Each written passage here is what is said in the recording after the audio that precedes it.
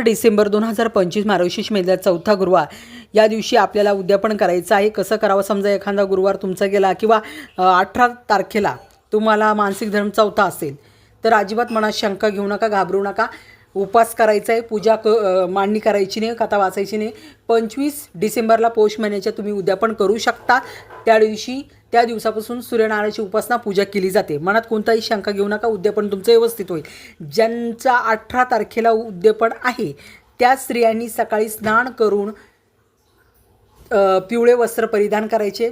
त्यानंतर पूजा मांडणी करा, कथा वाचा आणि तुमची परिस्थिती चांगली असेल एक सुवासनी जेऊ घाला किंवा 7 किंवा 9 यांना ब्लाऊज पीस, खोबऱ्याची वाटी, केळी आणि गजरा द्यायचा आहे.